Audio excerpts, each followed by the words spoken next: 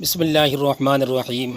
بمبئی کا ایک تاجر تھا، اس نے ایک مرتبہ ایک وائسرائے کی چائے کی دعوت کی۔ اس نے اس دعوت کے لیے ایک کمپنی کو ٹھیکا دیا کہ اس کے لیے انتظامات کرو۔ انہوں نے بڑے عالیشان سائبان لگائے، ٹینٹ لگائے اور جگہ بنائی۔ جب مہمان وہاں آئے تو انہوں نے ان کے سامنے ایک میز سے کپڑا ہٹایا تو اس کے اندر مختلف عمارتیں بنی ہوئی تھیں۔ تاج محل بنا ہوا تھا، دہلی کی مسجد بنی ہوئی تھی، لال قلعہ بنا ہوا تھا، گلشن آرا بیگم کا باغ بنا ہوا تھا۔ انہوں نے دیکھ کر کہا، جی ٹھیک ہے، ہم نے اسے دیکھ لیا ہے، تم لوگوں نے یہ چیزیں بہت اچھی بنائی ہیں، مگر ہمارے پاس وقت کی کمی ہے، ہمیں واپس بھی جانا ہے۔ آپ لوگوں نے کہا تھا کہ چائے پلائیں گے، چنانچہ اب آپ چائے کا انتظام کریں۔ یہ سن کر کمپنی کے مینیجر نے کہا کہ جناب، ہم نے یہ آپ کے لیے چائے کا ہی انتظام کیا ہے، اس کو ذرا غور سے دیکھیے، یہ دیکھنے میں تاج محل ہے مگر کھانے میں بہترین قسم کا بسکٹ ہے۔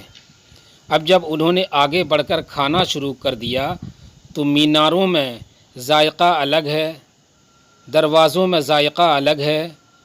وہ دراصل مٹھائی تھی جو انہوں نے اس انداز میں پیش کی، چنانچہ وہ سب لوگ اس پر جھپٹ پڑے اور انہوں نے تھوڑی دیر میں تاج محل بھی کھا لیا، لال قلعہ بھی کھا لیا، مسجد بھی کھائی اور باغ بھی کھا لیا۔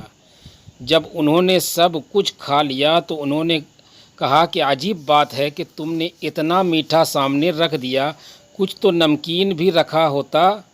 اس نے کہا کہ جناب، جو نیچے پڑا ہے وہ نمکین کھانے کی بنی ہوئی ہے۔ چنانچہ انہوں نے وہ ٹرے بھی کھا لی۔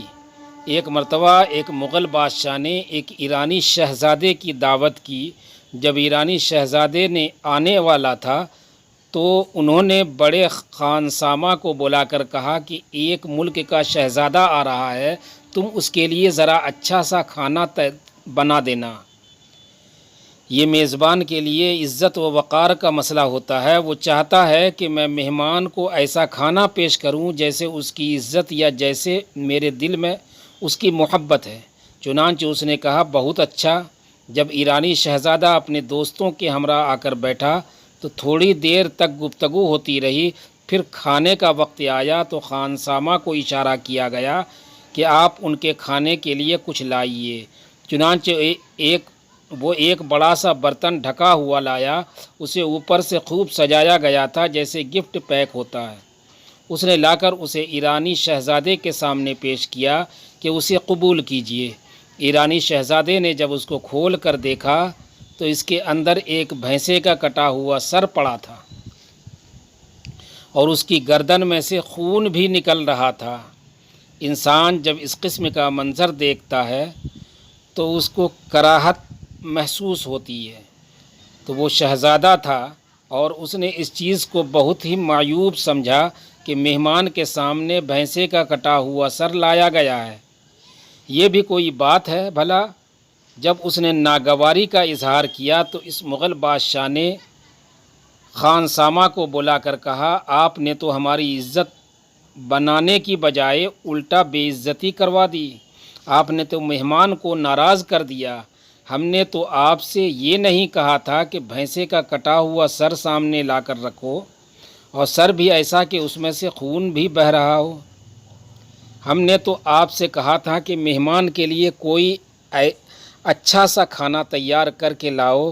خانسامہ نے جواب میں کہا، جناب، میں نے یہ کھانا ہی تو تیار کیا ہے، کاش اس شہزادے کے اندر اتنی اہلیت ہوتی کہ وہ اس کی پہچان کر سکتا، یہ کھانا ہی ہے، آپ ذرا اس کو کہیں کہ وہ اسے ذرا کھا کر دیکھے۔